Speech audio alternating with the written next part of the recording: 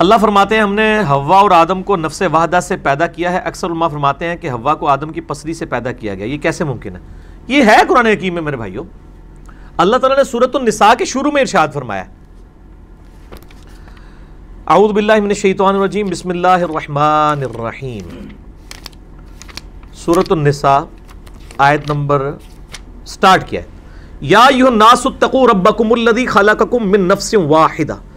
اے لوگو اس رب کا تقوی اختیار کرو جس نے تمہیں ایک جان سے پیدا کیا. وخلق منہا زوجہا اور اسی جان سے اس کا جوڑا بنایا. یہ تو قرآن میں بھی آیا ہے کہ ایک آدم سے تمہیں پیدا کیا اور آدم کا جوڑا آدم میں سے بنایا. وَبَثَّ مِنْهُمَا پھر ان دونوں سے بسا دیے رجالاً کثیراً وَنِسَاءَ کثرت کے ساتھ جو ہے وہ مرد اور عورتیں.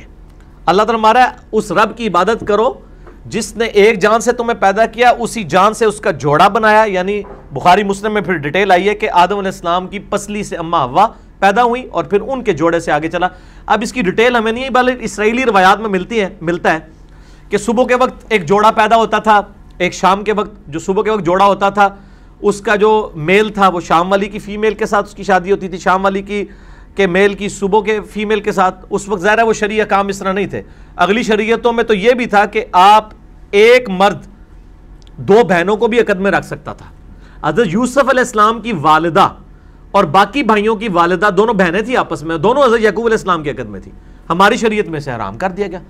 تو اس وقت آدم علیہ السلام جب پیدا ہوئے اس وقت اللہ تعالیٰ نے اس کی اجازت رکھی تھی, لیکن اس میں بھی کراس میچ رکھا ہوا تھا اور قابیل حابیل کے قتل کا معاملہ بھی اسی کے ساتھ اس کو جوڑا جاتا ہے. چونکہ یہ اسرائیلی روایات ہیں, ان کی ہم نہ تصدیق کر سکتے ہیں نہ تکذیب کر سکتے ہیں, دونوں طرف بات جا سکتی ہے. صحیح بخاری میں حدیث ہے کہ اسرائیلی روایات آئیں نہ ان کو جھوٹا کہو اور نہ ان کی تصدیق کرو. البتہ جو روایات کتاب و سنت سے ٹکرا جائیں گی ان کی تو ہم تکذیب کریں گے, ڈنکے کی چوٹ پہ کریں گے. وہ تو قرآن میں واضح اسی لیے چیزیں آئی ہیں تاکہ بتایا جائے کہ بھائی یار یہ معاملہ نہیں ہے. جیسا کہ یوسف علیہ السلام کا جو واقعہ اگر آپ تورات میں پڑھ کے دیکھیں اس میں بڑی بےہودہ چیزیں ہیں, اور جب قرآن میں وہ واقعہ ہے تو اللہ تعالیٰ نے ان چیزوں کو کنڈیم کر کے یوسف علیہ السلام کا ایک بہترین کریکٹر پیش کیا.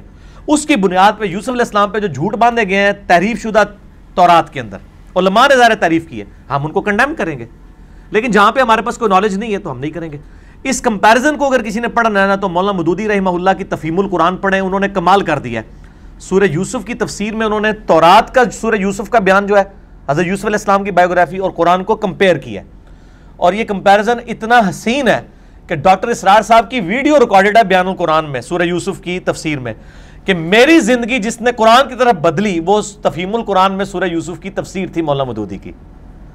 اس کی وجہ سے ڈاکٹر اسرار صاحب قرآن کے ٹریک پہ آئے ہیں, جس نے پوری دنیا میں قرآن کی آواز اٹھائی ہے. اس کی قرآن کی طرف آنے کا شغف جو چیز بنی ہے وہ سورہ یوسف کی تفسیر ہے مولانا مودودی کی تفہیم القرآن, وہ آپ پڑھ کے دیکھیں.